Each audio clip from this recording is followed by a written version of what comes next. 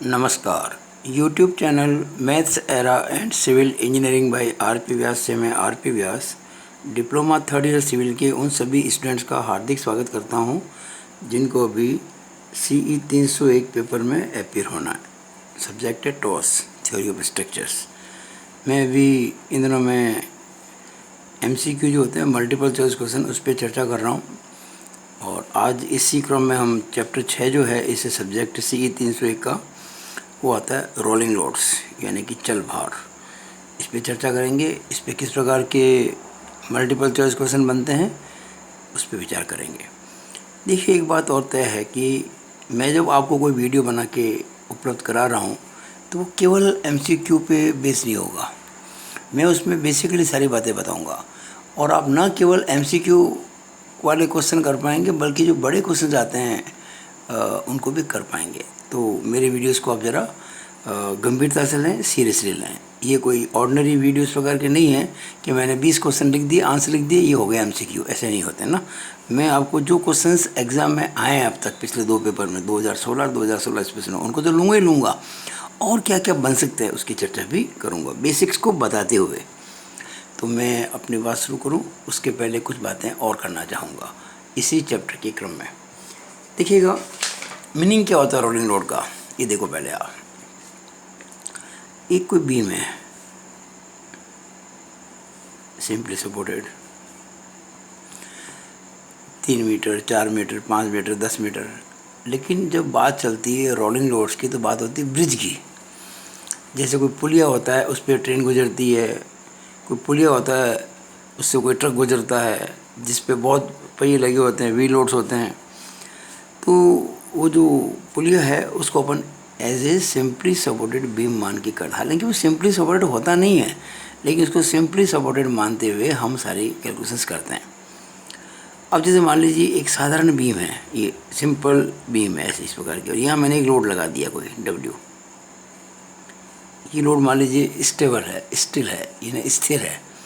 तब फिक्स है भाई, यहाँ इतना मोमेंट होगा, यहाँ इतना मोमेंट होगा, यहाँ इतना मोमेंट होगा, शेयर फोर्स इतना होगा, उसमें कोई चेंजेस नहीं होंगे। किसी पॉइंट पर bending moment, shear force constant होता है। अगर लोड कांस्टेंट है तो, लोड अगर हिल नहीं रहा है, स्टेबल है तो, स्टैटिक है तो। लेकिन यही मान लीजिए जो लोड है, पॉइंट लोड, ये मान लीजिए मूव कर रहा है। यानी जैसे कि कोई मोटरसाइकिल है, मान लीजिए इसमें 2 पहिए होते हैं। मान लीजिए कोई 4 पहिए वाली गाड़ी है, 8 पहिए वाली गाड़ी है, कुछ भी हो सकती है ना। अभी फ़िलहाल मैंने इसको एक बार एक पॉइंट लोड माना है और वो एक पॉइंट लोड जो है इस A सिरे से B सिरे की ओर, ये ना 2 एंड्स की इधर मूव कर रहा है फ्रॉम लेफ्ट टू राइट।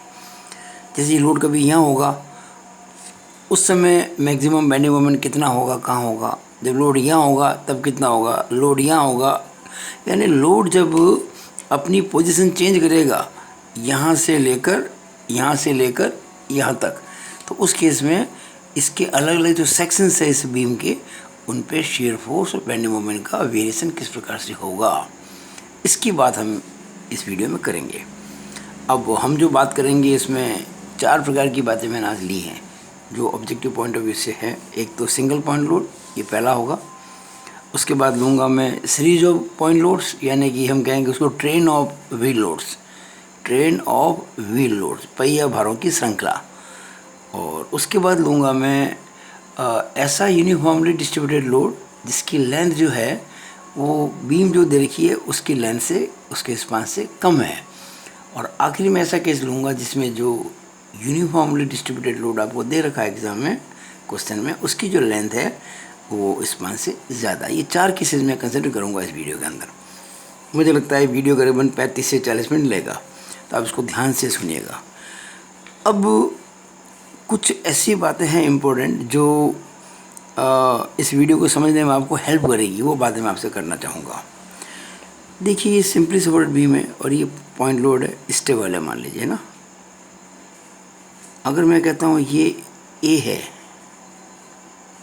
और ये B है, ये रिएक्शन है RA, ये रिएक्शन है RB, ये पॉइंट है C। अब अगर मैं ये प्रतिक्रिया यानी कि रिएक्शंस निकालना चाहूँ तो कैसे निकालूंगा? मैं A पे मोमेंट लूँगा ना फॉर इक्विलिब्रियम। तो क्या होगा, आर ए का मोमेंट 0 हो जाएगा, क्योंकि आर ए तो ए से पास हो रहा है। और ए के अबाउट ये मोमेंट कैसा हो गया, एंटी क्लॉकवाइज, ये कैसा हो गया, क्लॉकवाइज। तो ये आर बी, अच्छा ये जो पूरा स्पान है ना इसका, वो मान लीजिए एल है, तो आर बी इंटू एल बराबर डब्ल्यू इंटू ए, यानी जो आर बी हो गया वो डब्ल्यू इंटू ए अपॉन एल आ जाएगा। इसी प्रकार से अगर आप बी पे मोमेंट लेते तो आर ए इंटू एल बराबर डब्ल्यू इंटू बी आ जाएगा। तो उस केस में जो आर ए आएगा वो W into B upon L आ जाएगा। अब मुझे मान लीजिए इस सी पॉइंट पर बेंडिंग मोमेंट निकालना है, तो बेंडिंग मोमेंट में लेफ्ट से राइट से कहीं से निकाल सकता हूँ, क्योंकि बेंडिंग मोमेंट का मतलब होता है किसी पॉइंट पर उस सेक्शन के लेफ्ट या राइट के जितने भी मोमेंट्स हैं उनका एलजेब्रिक सम। तो मैं इसके राइट में देखता हूँ या लेफ्ट में देखता हूँ। अगर मैं राइट में देखूँ तो ये आर बी इंटू बी होगा, यहाँ पे सी पे moment R B into B होगा। और अगर लेफ्ट में देखता हूँ तो आर ए इंटू ए होगा। अब आर बी क्या था, आर बी था डब्ल्यू ए बटा एल इंटू बी, और आर ए क्या है, डब्ल्यू बी बटा एल इंटू ए। तो ये भी डब्ल्यू ए बी बटा एल है, वो भी डब्ल्यू ए बी बटा एल ही है, यानी दोनों वैल्यू बराबर है ना, डब्ल्यू इंटू ए इंटू बी बटा एल। एक तो ये चीज़ मैं आपको थोड़ा सा वापस याद दिलाई मैंने, ये सोम की बात है सेकेंड ईयर सिविल की। ये मैं अभी आगे इस वीडियो में थोड़ा सा इसको यूज़ करूँगा। देखिए समझाना इम्पोर्टेंट है मेरे लिए, रटाना इम्पोर्टेंट नहीं है। रटी हुई चीज़ आप भूल जाएंगे, लेकिन मैं समझाऊंगा उसको हमेशा याद रखेंगे। ऐसा क्यों होता है, किस लिए होता है, क्यों ऑब्जेक्टिव क्वेश्चंस वही बच्चे अच्छे से दे पाएंगे जिनके बेसिक्स क्लियर होंगे। अब एक तो ये बात हो गई। दूसरी जो बात मैं आपसे करना चाहता हूँ इस वीडियो को समझने के लिए, वो ये है कि हम जब बात करते हैं शीयर फोर्स की, तो उसके जो साइन कन्वेंशंस हैं, चिन्ह निरूपण, वो इस प्रकार से मैं फॉलो कर रहा हूँ। किसी भी सेक्शन के राइट में कोई फोर्स ऊपर है या फिर लेफ्ट में फोर्स नीचे है, इन दोनों ही चीज़ों को हम प्लस कहते हैं। और उल्टा इसका, अगर राइट में नीचे है और लेफ्ट में ऊपर है, इन दोनों को हम माइनस कहेंगे। ये नोटेशन हमको ध्यान रखना है। मैं हमेशा सेक्शन के राइट में देखूंगा और राइट में ऊपर देखूंगा, नहीं राइट में देख के अगर देखता हूँ कि फोर्स ऊपर जा रहा है तो मैं इसको प्लस कहूँगा, और राइट में नीचे आ रहा है तो माइनस कहूँगा। बस सिंपल सी बात है। अगर लेफ्ट में देखूँ तो उल्टा हो जाएगा, लेफ्ट में देखूँगा तो नीचे वाला प्लस होगा, ऊपर वाला माइनस होगा, लेकिन मैं हमेशा राइट में ही देखूँगा। तो ये चीज़ें आपको थोड़ी सी ध्यान देनी है। अच्छा, अब मैं आपसे एक बात जो ज़रूरी करना चाहता हूँ वो ये है कि जैसे मान लीजिए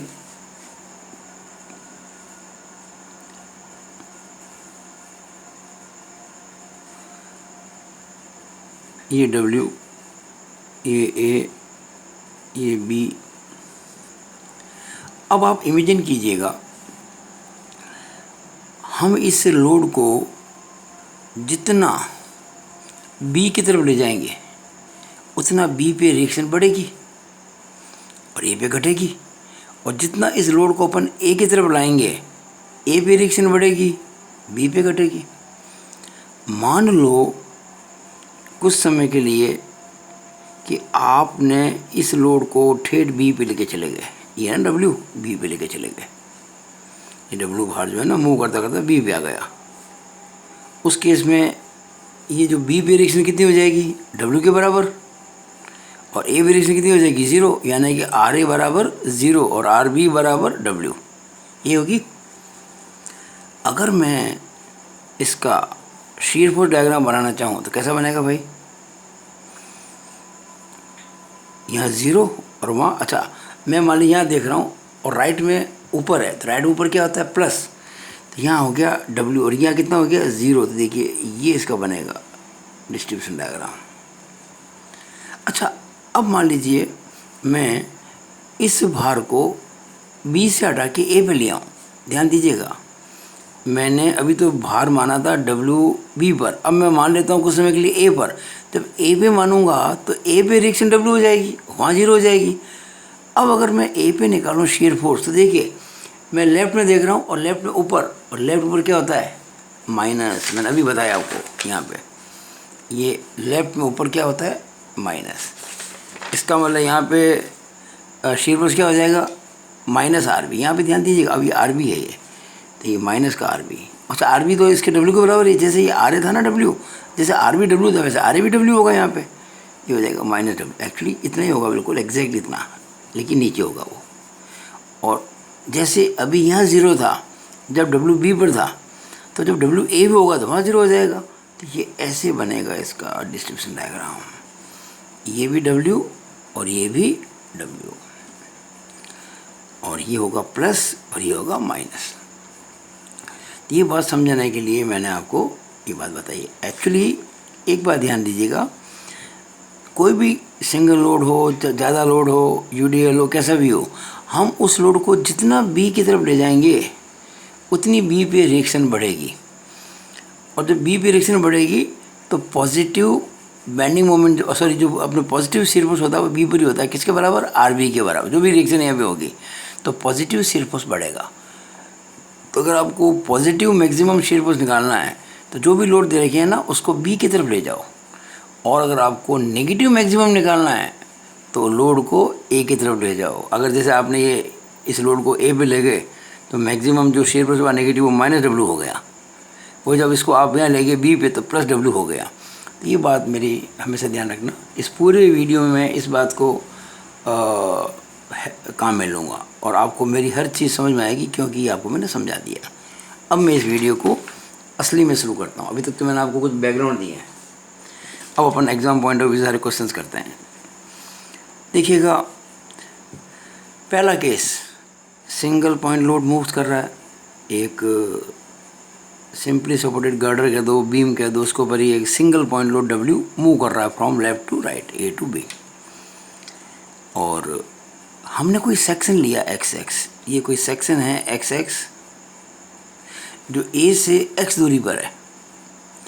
अगर ये दूरी एक्स है तो वो कितनी हो जाएगी? एल माइनस एक्स, क्योंकि पूरा स्पान मैंने इसका एल मान रखा ना बीम का, तो ये एक्स है तो ये एल माइनस एक्स हो गई।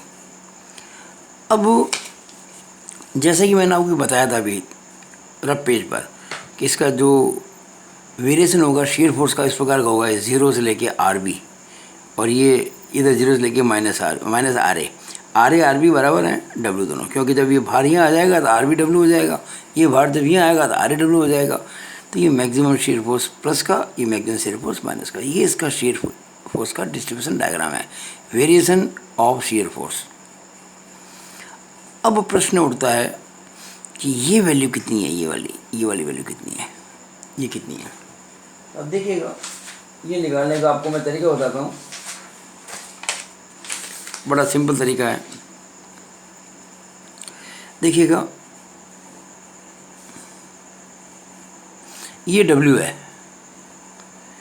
और ये जो है ना, आपको ये वाली चीज़, ये वाली निकालनी मेरे को, और ये डिस्टेंस x है और ये पूरी डिस्टेंस जो है वो L है। अब ये दो ट्रायंगल सिमिलर हैं, कौन सा? ये वाला और ये बड़ा वाला।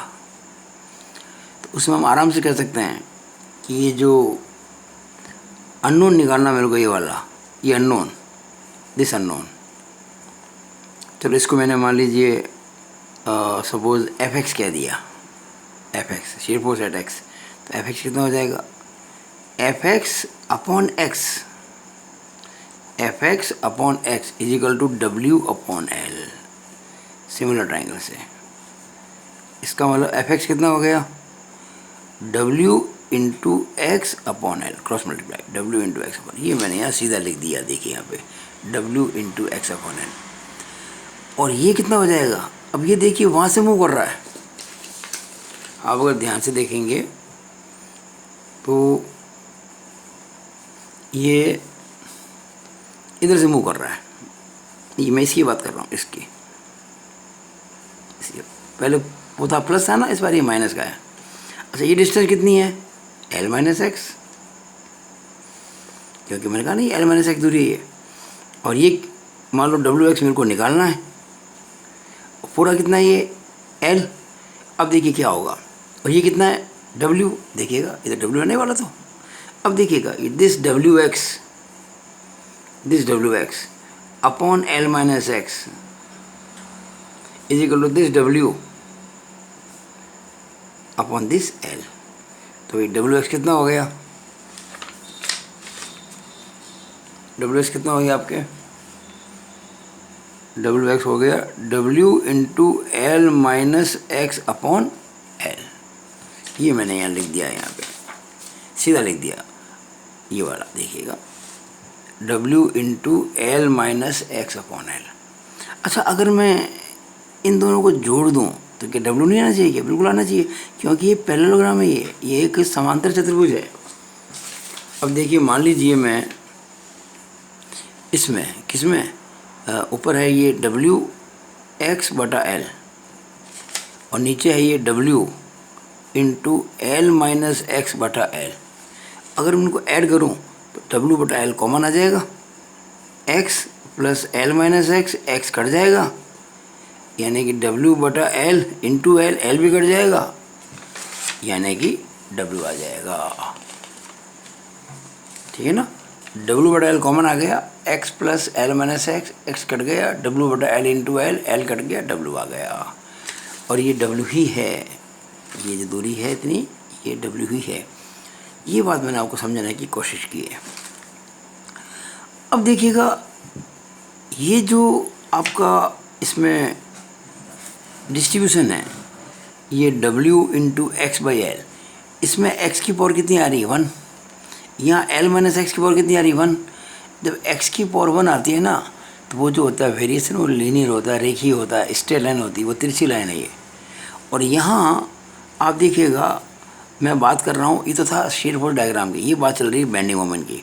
तो देखिए, जिस सेक्शन की बात मैंने की थी अभी, एक्स सेक्शन की, उस पर अगर मैं बेंडिंग मोमेंट निकालना चाहूँ कितना आएगा, फॉर्मूला याद रखिएगा, W into X into L minus X upon L. कैसे आया, इसको समझाने के लिए मैं भी आपको जो मैंने रफ में बताया था उसको करूँगा। अभी आपको थोड़ी देर पहले मैंने बताया था कि अगर ये W है,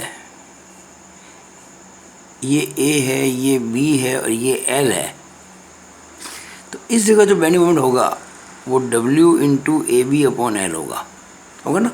अभी मैंने आपको बताया था। अब बस क्या फ़र्क पड़ रहा है यहाँ पे, कोई फ़र्क नहीं है। ये W तो खैर यहाँ पे होना ही है, ये तो क्या मूव कर रहा है ना, जब मूव करते एक्स पे आ जाएगा। तो इधर मैंने दूरी क्या मान रखी है, x, यानी कि हमारे फॉर्मूले में जो मैंने समझाया था, जहाँ ये a था वहाँ तो इसमें x आ गया, और जहाँ हमारे फॉर्मूले में b था वहाँ पे l माइनस एक्स आ गया, और जहाँ l था वहाँ तो l ही है। तो क्या फॉर्मूला था हमारा, डब्ल्यू ए बी बटा एल। तो डब्ल्यू ए की जगह x, b की जगह l माइनस एक्स बटा एल, ये डायरेक्ट फॉर्मूला याद कर लेंगे आप। लेकिन ध्यान दीजिएगा, x वेरिएबल है, x को मैं चेंज कर सकता हूँ, कभी मैं x इतना लूँगा, कभी इतना लूँगा, कभी इतना लूँगा। तो जब आप ये वैल्यू निकालेंगे ना, तो x का स्क्वायर आएगा इसमें, डब्ल्यू एक्स को x से गुणा करेंगे, डब्ल्यू एक्स स्क्वायर आएगा। और जब x की पावर 2 आती है तो वो कर्व होता है, स्ट्रेट लाइन नहीं होती है। तो जो ये वेरिएशन है ये पैराबोलिक होता है। तो ये जब एक सिंगल पॉइंट लोड मूव करता है किसी सिंपली सपोर्टेड बीम पे, तो जो बेंडिंग मोमेंट डायग्राम का जो शेप होता है वो इस प्रकार का होता है।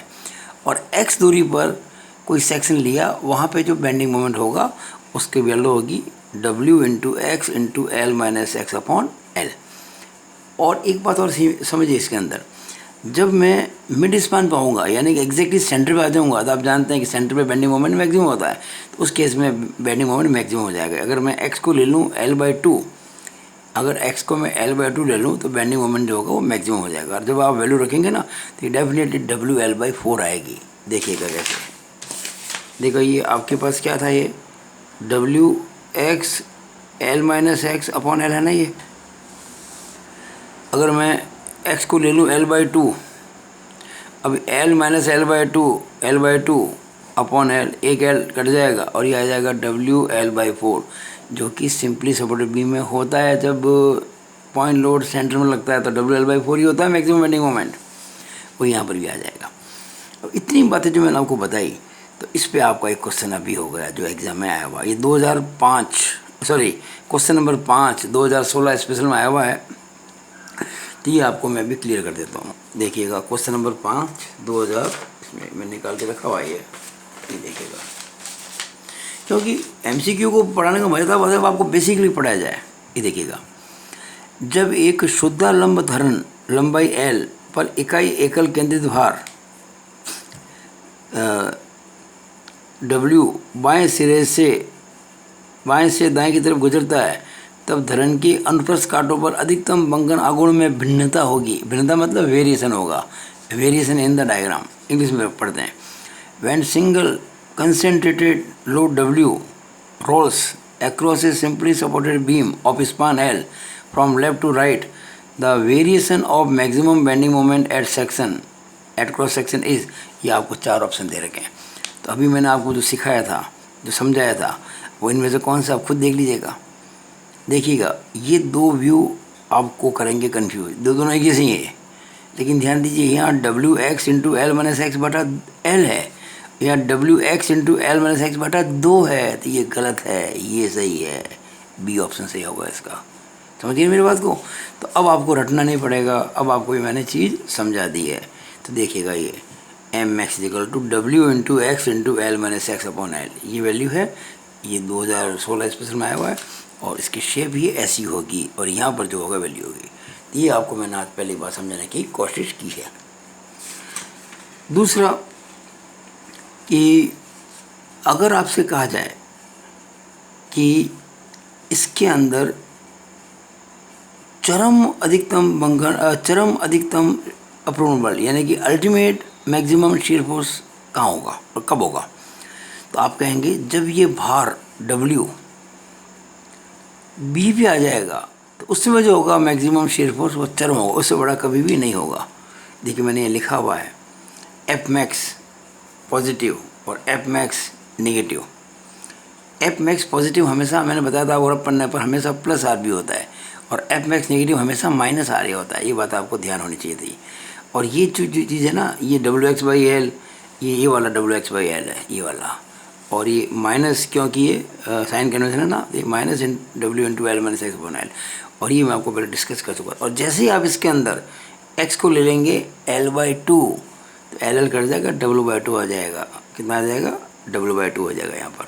नहीं, x को लेंगे कितना L, सॉरी जब x को लेंगे आप L, यानी जब ये है ना सेक्शन, आप जब यहाँ चले जाएंगे दूर इतना, तो ये लंबाई कितनी है, ये L, यानी x की वैल्यू जब L हो जाएगी, उस केस में ये L रखते ही LL कट जाएगा और W रह जाएगा। और यहाँ जब रखेंगे x को यहाँ पे L, यहाँ पे देखिएगा ये वाला हो गया, यहाँ पे आ रहे, ये कब आएगा? जिस समय मैंने आपको एक बात बताई थी कि ये माइनस का तब होगा जब आपको मैंने रफली बताया था, तो आपको मैंने कहा था जिस समय ये WA पे आ जाएगा उस समय ये माइनस R होगा, यानी कि माइनस W होगा। और A पे जब आ जाएगा ये पॉइंट लोड जब A पे आ जाएगा तो x कितना हो जाएगा? 0। x 0 देकर मैं यहाँ 0 रख दूँ, यहाँ पे देखिएगा, सॉरी यहाँ पे अगर 0 कर दूँ तो W into L minus 0 L हो जाएगा अपॉन L कट जाएगा, आ जाएगा माइनस W, यानी कि माइनस R। तो बहुत सिंपल सी बातें थी जो मैंने पढ़ाई थी आपको अभी इस वीडियो के अंदर ही, और ये शुरुआत हमने इस वीडियो में की है। अब हम तेज़ी से चलेंगे क्योंकि एक बार इस चैप्टर को क्लियर करना ज़रूरी था। अब हम बहुत फास्ट चलेंगे। देखिएगा, अभी इस वीडियो के काफ़ी समय निकल चुका है, करीब 20-22 मिनट हो चुके हैं, लेकिन अब हम इसको अगले 15 मिनट में पूरा कर लेंगे। ये 2016 में क्वेश्चन आया हुआ है जो मैं आपको बता रहा हूँ, क्वेश्चन नंबर 5, 2016 में आया क्वेश्चन नंबर 5 2016 में आया हुआ है। ये देखिएगा, अगर 8 किलो न्यूटन का चलायमान भार यानी रोलिंग लोड एक 15 मीटर धरण के विस्तृत पर लुढ़क रहा है, यानी कि रोल कर रहा है, तो पूर्ण अधिकतम नमन आघूर्ण होगा। A single rolling load of 8 kilo newton rolls along a girder of 15 metre span, then absolute maximum bending moment will be. ये 4 आंसर दे रखे हैं आपको। मैं आपको पहले ही कह चुका हूँ कि जो एब्सोल्यूट मैक्सिमम बेंडिंग मोमेंट होता है वो WL/4 होता है। ये मैंने कहा ना आपको यहाँ पे कि अगर मैं इसमें x को L/2 रख दूँगा, तो ये WL/4 हो जाएगा। बस यहाँ पे L/2 रखना है यहाँ पर, ये रहा। वही फॉर्मूला है, कौन सा, W into X into L minus X upon L. X को रख दिया मैंने L/2, तो उस केस में हो जाएगा WL/4। और W आपको दे रखा है कितना, 8 किलो न्यूटन। L दे रखा है आपको 15 मीटर, तो कितना हो गया, 8 इंटू 15/4, 4 दूनी 8, 15 दूना 30, तो 30 kilo newton metre, 30 kilo newton metre is the answer. ये देखिएगा आपके, ये रहा ऑप्शन कौन सा, C, 30 kilo newton metre is the answer. 30 kilo newton metre answer आ गया इसका, ठीक है ना। तो ये आपके पहला केस पूरा हो गया। Now second case. Second case क्या है, पहिया भारों की संख्या। पहिया भार को बोलते हैं अपन व्हील लोड्स। जैसे कोई ट्रेन के अलग अलग बोगी के जो पहिए होते हैं ना, उनको व्हील चलता है पुल के ऊपर। तो पहिया भारों की श्रृंखला यानी कि ट्रेन ऑफ व्हील लोड्स जब किसी सिंपली सपोर्टेड बीम पर लेफ्ट से राइट की ओर गति करे, मूव करे, तो किस प्रकार की बातें होती हैं, देखिएगा। ये एक सिंपली सपोर्टेड गर्डर है AB, जिसका स्पान कितना है L, ये RA है, ये RB है। और ये देखिए एक व्हील लोड्स हैं, कितने लोड लगे, कितने व्हील लगे हुए, 1 2 3 4 5। इस व्हील पर W1 भार आ रहा है, ये सब पॉइंट लोड्स हैं, W2 W3 W4 W5। और ये जो पूरा सिस्टम है लोड का, ये इस गर्डर पर A से B की ओर मूव करता है, ऐसे अलग अलग। तो आपको कुछ बातें ध्यान रखनी है। पहली बात, एक क्वेश्चन आया हुआ है, क्वेश्चन 6 2016 के अंदर, 2016 में क्वेश्चन नंबर 6 जो आया हुआ है वो देखिएगा, ये रहा। एक शुद्ध लंबी धरण पर चलायमान चक्रभार मतलब व्हील लोड के कारण अधिकतम बंकन आघूर्ण होगा। यहाँ देखिएगा, the maximum bending moment due to a train of wheel loads on a simply supported girder. पहला, always occurs at centre of the span. दूसरा, always occurs under a wheel load, never occurs under a wheel load, none of the above. Hindi में देखें, हमेशा विस्तृति के केंद्र में यानी कि बीम के मिड सेक्शन पर, हमेशा व्हील लोड के नीचे, हमेशा व्हील लोड के नीचे कभी भी नहीं। और ये तीनों आंसर गलत। तो आप ध्यान रखना, चाहे कुछ भी कंडीशन हो जाए, बेंडिंग मोमेंट जो होगा वो हमेशा जो मैक्सिमम वैल्यू होगी वो व्हील लोड के नीचे आएगी। यानी कभी भी अपन बात करेंगे ना मैक्सिमम बेंडिंग मोमेंट की, तो हमेशा किसी व्हील लोड के नीचे आएगा, हमेशा, डेफिनेटली। ये आपको ध्यान रखना है। देखिएगा, जैसे इन दो व्हील लोड के बीच में स्पेस है, इन दो के बीच में जितना मोमेंट होगा उनसे ज़्यादा यहाँ होगा। इन दो से बीच में जो मोमेंट होगा उससे ज़्यादा यहाँ और यहाँ होगा।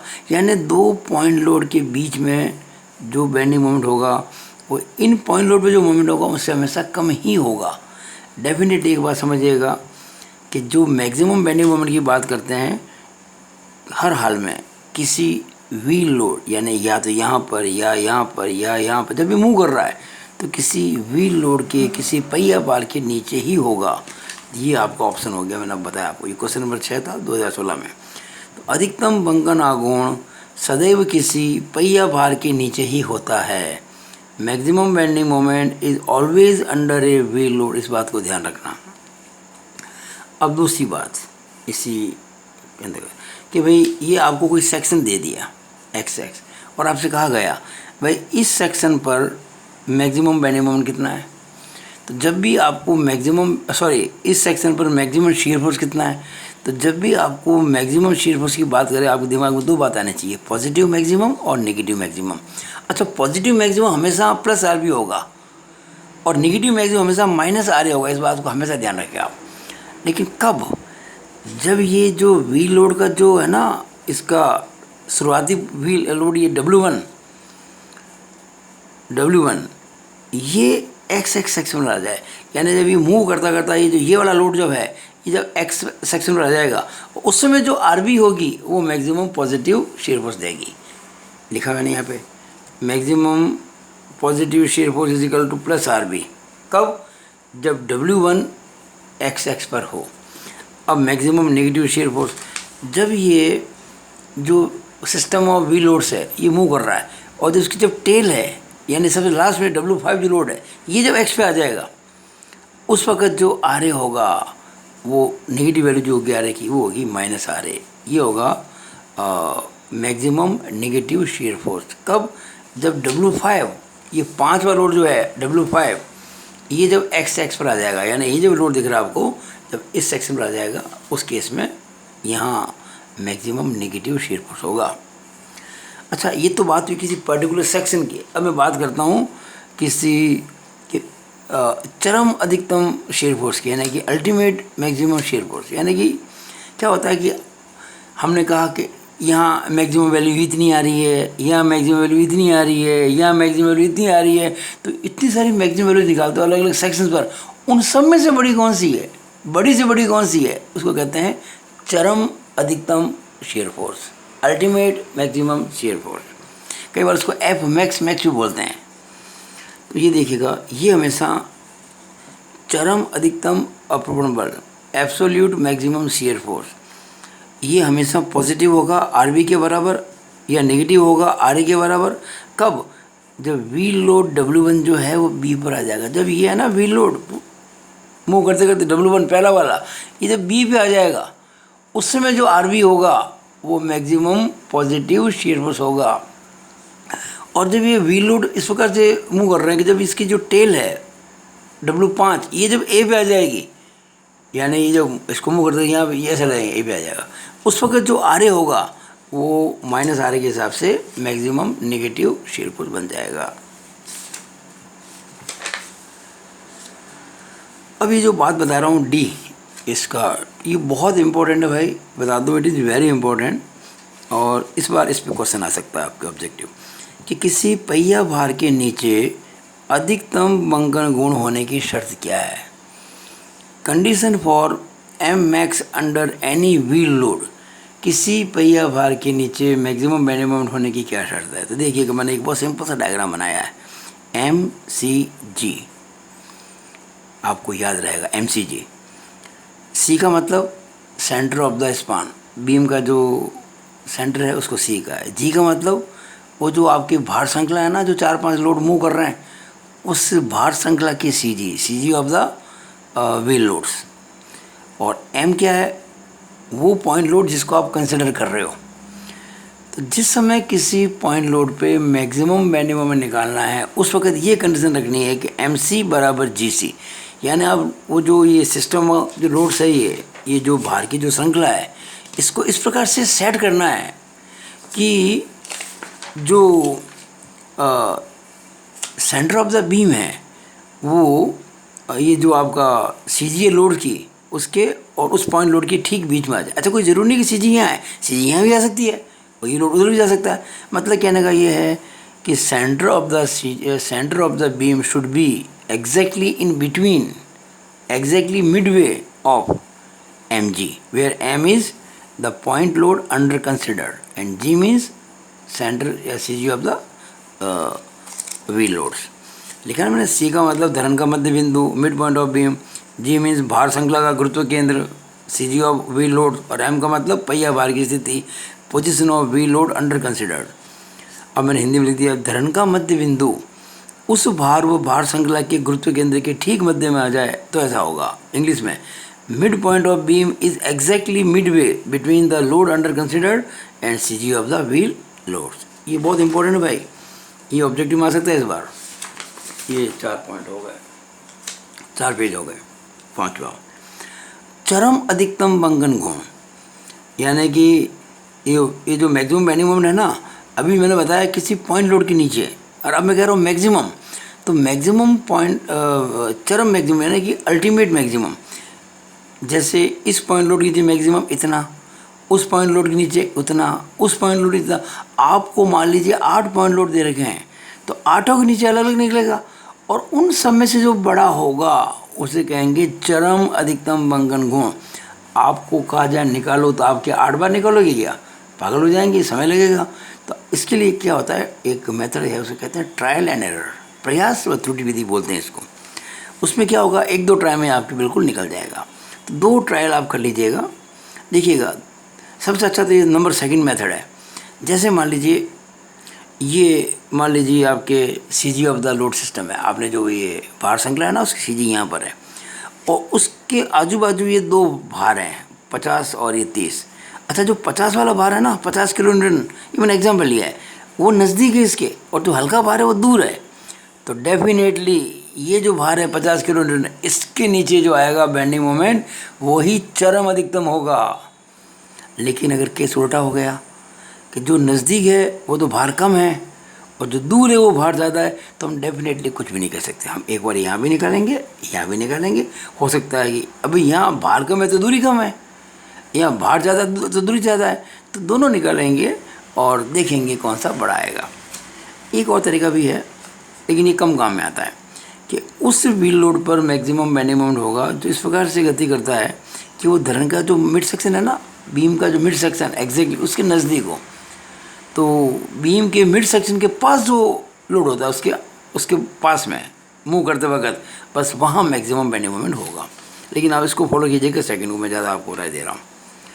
अब अगली बात, किसी दिए गए सेक्शन पर एम मैक्स, किसी दिए गए सेक्शन पर maximum bending moment at A given section कैसे निकालेंगे।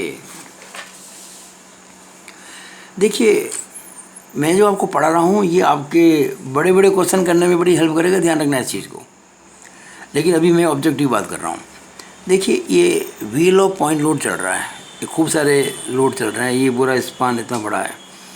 आपसे पूछा जाए कि भाई किसी पर्टिकुलर सेक्शन पर बेंडिंग मोमेंट मैक्सिमम कब होगा। अभी तक मैंने क्या बात की थी, किसी पॉइंट लोड के नीचे कितना होगा मैक्सिमम, वो बताइए। मैं वो बात नहीं कर रहा हूँ, अब मैं किसी पर्टिकुलर सेक्शन की बात कर रहा हूँ। अब किसी पर्टिकुलर सेक्शन पर बेंडिंग मोमेंट मैक्सिमम अगर होना है, उसकी ये शर्त आप याद रख लीजिए। ये ऑब्जेक्ट में आ सकता है, ध्यान दीजिएगा इस चीज़ को। ये आया नहीं है अब तक। जब उस खंड के दोनों तरफ औसत भार समान हो, बस आपने ये सेक्शन लिया, इसके इधर जो लोड लगे, अभी एग्जांपल इसको मत देखना आप, इसके इधर जो लोड है उसके भारों में से 8 का भाग लगा दिया, उधर जो लोड है उसके भारों को जोड़ के 12 का भाग लगा दिया, वो एवरेज अगर बराबर हो गया तो हम कहेंगे इस सेक्शन पर मैक्सिमम होगा। बस ध्यान दीजिएगा, when average loading on the left of the section is equal to the average loading on the right of that section. अब मैंने एक एग्जांपल देखिए इस बात समझा, क्योंकि ये बहुत आसान काम नहीं है ये, इसके लिए कभी क्योंकि एग्जैक्टली पॉसिबल नहीं होता, ये थियोरेटिकल बात है। अब मैंने एक एग्जांपल लिया है, ये देखिए 50 kilo Newton, 40 kilo Newton, 20 kilo Newton और 30 किलो न्यूटन, मैंने ये 4 लिए मूविंग लोड और डिस्टेंस फ्रिक्शन के बीच की। और ये मैंने एक सेक्शन लिया एक्स, जहाँ पर मुझको मैक्सिमम बेंडिंग मोमेंट निकालना है, ये कितना होगा। अब ये दूरी मान लीजिए 8 मीटर है, वो दूरी मान लीजिए 12 मीटर है, कुल इसकी 20 मीटर है। तो देखिए मैंने क्या किया है, पहले इन चारों लोडों को मैंने सी की तरह मान लिया। तो इधर सारे लोड आ गए, कितने, 50, 40, 90, 20, 110 और 30, 140, कुल लोड 140। दूरी कितनी, 8, तो मैंने 140 में 8 का भाग लगाया। और उधर कितना लोड है, 0 में 12 का भाग लगाया। ये मैंने डिफरेंस लिया तो डिफरेंस पॉजिटिव आएगा, क्योंकि समथिंग पॉजिटिव और ये 0 है। अब क्या किया कि मैंने इस एक, ये जो पहला लोड है 30 किलो, इसको मैंने मूव करा दिया, क्रॉस करा दिया, इस सेक्शन से बाहर ले गए। अब ये 3 बच गए, तो 50, 40, 90, 90, 20, 110। तो अभी 110/8, वो डिस्टेंस तो 8 ही नहीं है, तो 110/8, और उधर चला गया वो 30 उधर चला गया, तो 30/12। तो अब ये 110 में 8 का भाग लगाया तो 13.75, और 30 में 12 का लगाया 2.5, अभी भी पॉजिटिव आ रहा है। अब मैंने एक लोड और आगे ले गया, अब कितना बचा, 50, 40, 90, तो 90 में 8 का भाग लगाया, उधर जाएगा ये तो 30 और 20 50 हो जाएंगे, तो 50 में 12 का भाग लगाया, ये भी पॉजिटिव आ रहा है। अब एक तीसरा लोड ये 40 का मैं उधर और ले गया, अब इधर एक ही बचा है 50, तो 50 में 8 का भाग लगा दिया, उधर वो 3 चले गए, 40, 20, 60 और 30, 90, और 90 में 12 का भाग लगाया, तब 6.25 माइनस 7.5, यानी कि माइनस में आ गया, क्योंकि 6.25 में से 7.5 घटाएंगे तो माइनस में आएगा। यहाँ देखिए मैंने सर्कल बना दिया, यानी यहाँ पे पॉजिटिव से नेगेटिव हो गया। इसका मतलब जब ये तीसरा जो लोड था 40 किलो न्यूटन का, जब इस लोड ने क्रॉस किया इस सेक्शन को, तो ये एवरेज लोड जो था आपका वो पॉजिटिव से नेगेटिव हो गया। यानी क्या हुआ, मतलब इसका कि जब ये 40 किलो न्यूटन का लोड इस सेक्शन पर होगा, उस समय जो इस सेक्शन पर बेंडिंग मोमेंट होगा वो मैक्सिमम होगा। बस तो ये आपको इसमें काफ़ी हेल्प मिलेगी आपको बड़े क्वेश्चन को सॉल्व करने में। अब आगे चलते हैं, बहुत आसान सी बातें हैं। जब धरण की लंबाई से कम लंबाई का समवितरित भार धरण के ऊपर बाएं से दाएं गतिशील हो, when a UDL shorter than span of beam moves from left to right on it. देखिएगा ये बीम है, इसका स्पान है एल, और ये एक यूडीएल है जिसका स्पान है ए, और ए जो है वो एल से छोटा है, ए एल से छोटा है। अच्छा, ये जो है ना यूडीएल, इसको मैंने नाम दिया एम एन, एम आगे है और एन पीछे है। ऐसे मूव करो ना, इसको कहेंगे हेड, इसे कहेंगे टेल, पूंछ, और इसका सर। अब पहली बात, इस प्रकार के केसेस के अंदर किसी भी सेक्शन पर शियर फोर्स का मैक्सिमम मान कैसे निकालेंगे। मान लीजिए इस सेक्शन पर आपको निकालना है शियर फोर्स की मैक्सिमम वैल्यू, तो बहुत आसान है। इसका जो हेड है एम, वो यहाँ आ जाना चाहिए इस सेक्शन पर, और उसमें जो आर बी होगा वो प्लस आर बी जो होगा, that will B maximum shear force positive. और अब आपको निकालना है नेगेटिव, तो जब इसकी टेल है पूंछ एन, वो जब यहाँ आ जाएगी तो उसमें जो आर ए निकलेगा, तो जो माइनस आर ए होगा, minus R A, that will be negative maximum shear force X X section पर। अच्छा, अब आपको निकालना एफ मैक्स मैक्स, यानी कि चरम अधिकतम शियर फोर्स। तो उसके लिए कुछ नहीं करना आपको, अब ये तो किसी पर्टिकुलर सेक्शन पर था, आप इस यूडीएल को मूव कराओ और ये जो एम एन एस की हेड, इसका जो हेड, इसको बी में ला दो, तो उस समय जो आर बी होगा वो मैक्सिमम पॉजिटिव शियर फोर्स होगा, इससे बड़ा कभी नहीं होगा। और अगर आपको चाहिए माइनस का मैक्सिमम, तो ये जो टेल है एन, इसको ए में ला दो और उस समय आर ए निकाल दो, तो वो होगा माइनस आर ए, नेगेटिव का मैक्सिमम। ये क्वेश्चन नंबर 8 था 2016 का, फिर आ सकता है, ये इंपॉर्टेंट है कि जब इस प्रकार का केस हो, किस प्रकार का, इस प्रकार का छोटा यूडीएल है, इस पास से छोटा है, तो इस प्रकार का केस हो, तो वह खंड किसी सेक्शन पर मैक्सिमम बेंडिंग मोमेंट कब होगा, ये हमको क्वेश्चन है हमारे लिए। जैसे ये कोई सेक्शन है, इस सेक्शन पर बेंडिंग मोमेंट मैक्सिमम कब होगा, ये पूछा गया है। क्या कंडीशन है, व्हाट इज द कंडीशन, शर्त क्या है। देखिए, किसी भी सेक्शन पर एम एक्स कब होगा, ये मैं आंसर दे रहा हूँ, जब वह खंड उस समवितरित भार को उसी अनुपात में बांट दे जिस अनुपात में वह धरण को बांटता है। अगर मैं इंग्लिश में बोलूँ, it will be happen when the section divides the UDL in the same ratio as it divides the span. अब आपको एक लैंग्वेज की भाषा में तो बता दिया, फिगर बनाते हैं। देखिए, ये आपका बीम है और ये वो एक सेक्शन है, आपसे कहा गया कि इस सेक्शन पर मैक्सिमम बेंडिंग मोमेंट निकालो। अब मैंने क्या किया कि जो यूडीएल है ना, ये जिसकी लंबाई कितनी एल है, ए प्लस बी बराबर एल है, तो इसको मैंने ऐसे सेट किया यहाँ पर इस सेक्शन के ऊपर कि ये भाग तो इसका ए है, ये भाग इसका बी है। जैसे मान लीजिए ये 6 मीटर है, तो ये 2 मीटर है, ये 4 मीटर है, ये 1.5 है, ये 4.5 है, कुछ भी हो सकता है। लेकिन रूल क्या कहता है कि अगर ये जो आपका ए अपॉन बी है, ये मैं इसमें लिखना भूल गया क्या, चलो अब लिख देता हूँ। तो ये जो है ना रेशियो ए अपॉन बी, क्या है रेशियो, ये सेक्शन यूडीएल को इस रेशियो में डिवाइड करता है, ए अपॉन बी। अच्छा, यही सेक्शन इस पूरी बीम को किस स्पान में बांटता है, L1 upon L2, L1 upon L2। ये कंडीशन है बस, ठीक है ना। यानी जब A upon B is equal to L1 upon L2 हो जाएगा, उस समय जो सेक्शन पर बेंडिंग मोमेंट मैक्सिमम होगा, तो ये आपको ए भी निकालने पड़ेंगे, उसके बाद आराम से हो जाएगा, कोई दिक्कत इसमें नहीं आएगी, ठीक है ना।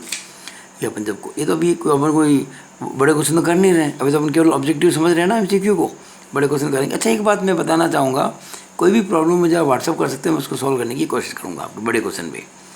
अब अगला और लास्ट पार्ट, जब गतिशील समवितरित भार की लंबाई सरल आलंबित धरण की लंबाई से ज़्यादा हो, when the length of moving UDL is longer than the span of the simply supported beam। ये देखिएगा, ये वाला, अब देखिएगा, ये बीम तो है लंबाई L और लोड है बड़ा, इससे बीम से भी बड़ा है ये A, और A इस बार L से बड़ा है। तो आपने सेकेंड ईयर सो में पढ़ा है कि जब यूडीएल लगाओ सिंपली सपोर्टेड बीम पर तो मैक्सिमम बेंडिंग मोमेंट होता है WL² और बीम के मिड में होता है, मध्य खंड में होता है। तो वो इसमें भी होगा WL² mx। लेकिन कब? जब देखिएगा, अगर ये जो यूडीएल है जो मूव कर रहा है तो शुरू में हो सकता है कि ये जो इसका m है ये यहीं पर हो, तो उस केस में ये हिस्सा खाली रहेगा, ये भरा होगा। फिर ये m आगे आएगा, आगे आते आते जो m है ना ये b से टच करेगा, और चूंकि ये यूडीएल की लंबाई इस स्पान से ज़्यादा है, जिस समय m b को टच करेगा उस समय इसका कुछ पोर्शन a से बाहर निकला रहेगा। इसी तरह से जब आगे जाते जाते जब n है इसकी टेल पूंछ, वो जब a पे आ जाएगी उस वक़्त भी b से कुछ आगे पोर्शन निकल जाएगा। ये जो एक टाइम पीरियड होता है, यानी कि जिस समय ये जो ए बी पोर्शन है पूरा बीम का, ये पूरा इससे कवर्ड है लोड से, वो जो कंडीशन है उस समय बीम के मिड सेक्शन पर बेंडिंग मोमेंट मैक्सिमम होगा। ये आप ध्यान रखिएगा। तो ये आपके ऑब्जेक्टिव आया हुआ है, देखिएगा। और आपको बता दूं कि बेंडिंग मोमेंट का जो वेरिएशन है, मैं ज़्यादा डीप में नहीं जाऊंगा अभी, वो वेरिएशन इस प्रकार का होगा, इसमें इस प्रकार का होगा, ये इस प्रकार का। और यहाँ जो होगा mx, अगर मैं कहूँ बेंडिंग मोमेंट की वैल्यू, तो ये w यूडीएल है, ध्यान रखना, ये w into X into L minus X upon 2 होगा। अपॉन एल मत कर देना, अपॉन एल तो उसमें था जो मैंने आपको बताया था सिंगल पॉइंट लोड के अंदर, ये यूडीएल है। तो small w into X into L minus X upon 2 होगा। अगर मैं x को l/2 कर दूं, देखिए मैंने x को l/2 कर दिया, तो यहाँ w इंटू l/2 और l माइनस l/2 होगा अपॉन 2, तो ये WL²/8 हो जाएगा। तो ये क्वेश्चन आया हुआ आपके 2016 के स्पेशल एग्ज़ाम में, question number 3, 2016 special question number 3, देखिएगा।